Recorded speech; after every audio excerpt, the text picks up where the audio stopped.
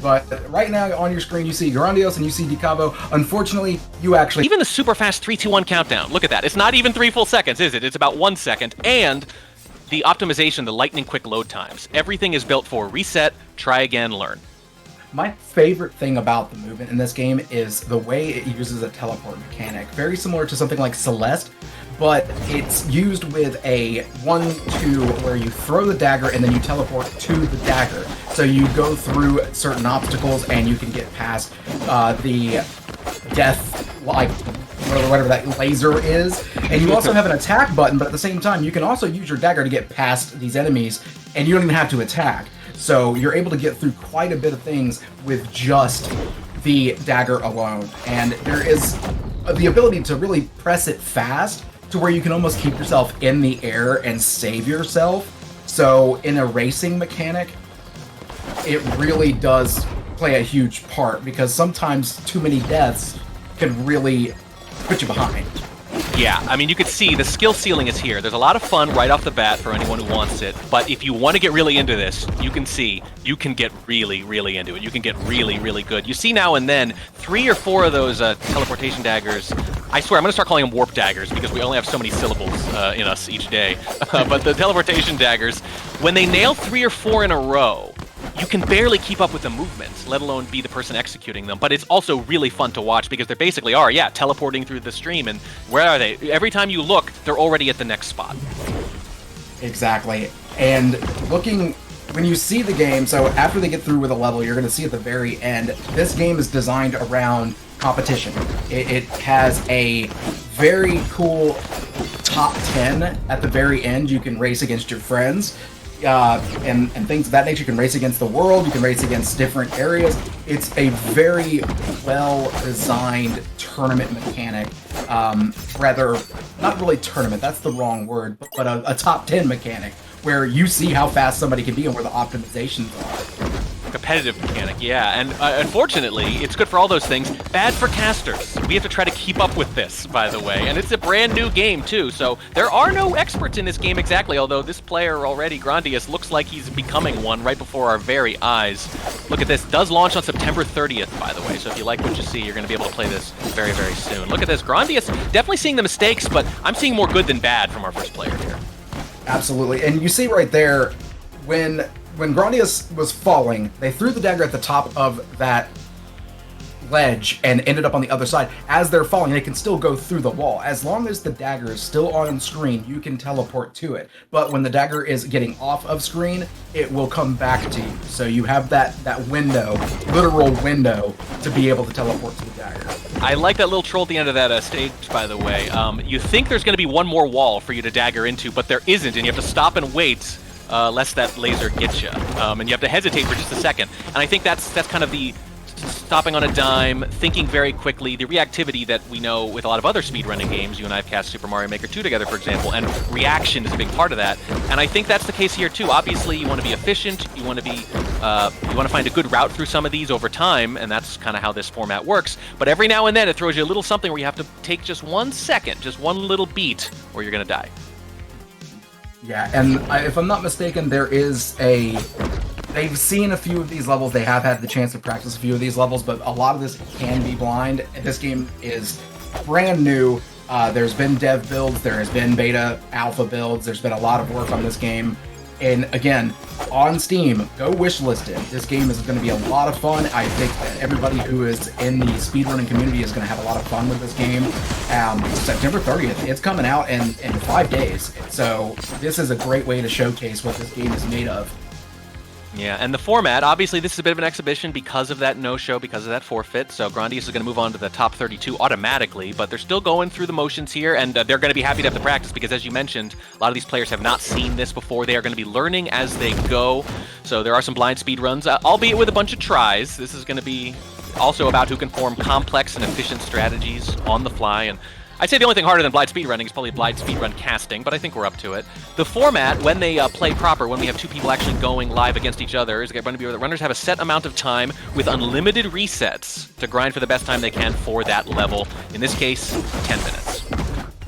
Exactly, and then the top 32 is going to have 30 minutes, or rather 40 minutes. Is it 40 or 30? I might 30, yeah, I think with a little extra, yeah, little margin in there.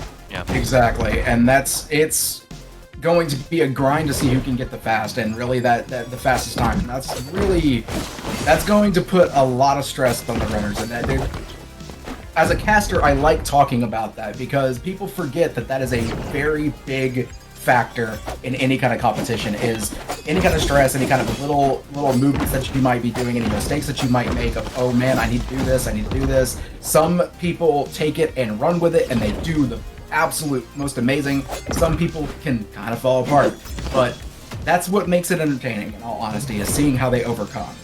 Yeah, I mean, think about poor Groundious here. Not only is it a game they're relatively unfamiliar with, because again, it's brand new, comes out in 5 days for crying out loud, but some blind speedrunning, and they have to be first. They have to be first too. So this is quite a task we're putting before Groundious, but they seem to be doing really well so far. And I think responding pretty well to that pressure. They do have some speedrun experience with a game called The Messenger, if you're familiar with it. Kind of a similar 8-bit throwback, actually, kind of a Ninja Gaiden homage. Yeah, Ninja Gaiden, very similar to the very popular Castlevania, the Metroidvania styles. Very, very fun game as well. So the way that we're going to be running this the tournament over the next few days is you're going to see the top 64. You're going to see 2 in a row matches of top 64, and then the next match after that is going to be the top 32. So you're going to see the winner of the 2 matches prior go at it together on the next match. So the top 32 is not going to be waiting. They're going to be playing right after their top 64 matches. Yeah, they don't have the chance to rust, to sit there, get cold. And boy, as a caster, don't you just love having the narrative built right in? 2 people play, and then they play each other. It's a nice little mini story every hour or so throughout the tournament, which I think is going to be very, very entertaining. As if the game itself were not entertaining enough, you're seeing a lot of resets here from Groundious in this one, and I think that's what we're going to expect to see here. If they're going in blind, they're going to want to go probably a little slow through the entire stage once or twice to get the lay of the land, the lore, as you like to say, right? Kind of like learn the level, and then start to form their strategies, because the only one that matters is their best time during the run. Exactly. And let's not forget too that so we were talking about top 64, but we were given some information just before we started this from our good friend Milo, who is doing the restream here on Speedrun. There was 4,000 entrants into this tournament. Wow. So we're looking at the top 64 out of 4,000. That's a lot. Yeah, I mean, that's honestly more than I was going to guess. That means that we already have, a lot of skill on display. And you can see it, right? You know, I shouldn't be so surprised when we see this. Look at this. Look at that. Look at him go. Like, look at that. That's what happens when you take just a few dozen from a pool of 4,000, is even in a brand new game, even learning it on the fly in front of an audience here on GSA, still doing this well. Exactly. And I can't, we could speak all day on the skill that's being shown. I want to talk a little bit about the game itself too. Look at the graphics. As simple as they may seem, they're beautiful. It is such a beautiful background, the animated background. You can see the train going in the back in that one section. I'm so glad you mentioned that. That's my favorite part by far, is the train. I love those little touches. Makes the world feel alive, right? Yeah, and like the background being like a very New York landscape style, but futuristic. It's so almost serene, but it's a speedrun game. It's hard to say the word serene in a speedrun game, but I love the view. It's so, you want to go slow and look at the view, but you can't. You have to beat the game. You have to go fast. Gotta go fast. Yeah, no, it is a really lovely style, and I do love seeing what people can do with those artistic limitations, with the 8-bit limitations. Actually, the backgrounds remind me a little bit of a game called Rocky Rodent back on the SNES back in the day. I don't know if anyone ever played that, but it had a lot of cityscapes behind it, and might be showing my age a little bit there. But I do love seeing like the low res stuff, and whoa, way up in the sky there. These are mechanics I literally was not aware of yet, by the way. I am learning this as much as you or anyone else. I want to know if that's repeatable. Yeah. I want to know if that is duplicatable, because that would just seem to be very fun just to see out of nowhere, almost like the many glitches and breaks that you find in many other. You mentioned the SNES. I was thinking Link to the Past. You see so many glitches that can be done in that game. It's ridiculous. It's great to see. It's great to see. And I like that in this run in particular, you can tell there's more experimentation going on here. A little more than the first one. I think this first one's a little simpler. It didn't take him very long, but here there's a little more. Yeah, let's see what I can get. Let's go all the way through. Let's try this. Let's try that. If this run is, and don't necessarily reset right away. If you try to do something you know you want to do and you fail, you reset and try again because that's how you maximize your time.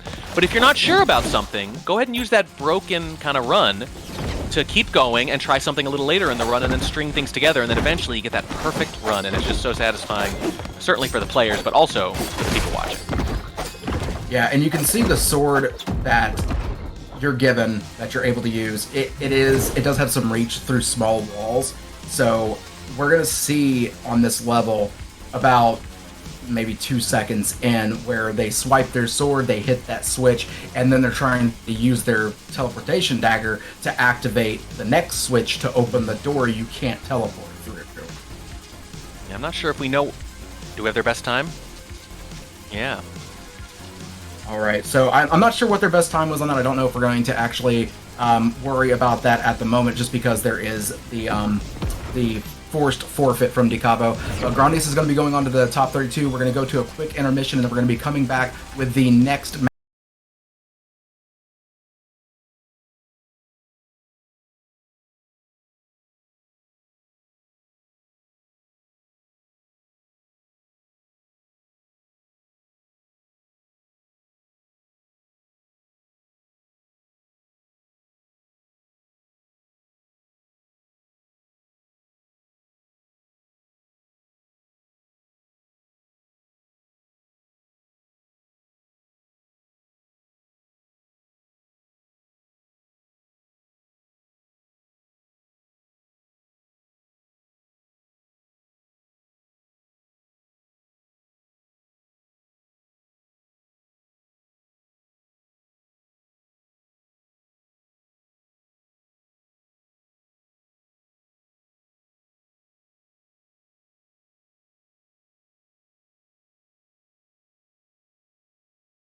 match in just a moment. It's going to be me and Warning Trek again. Thank you, everybody. Just hang out, and we will be up with the next match.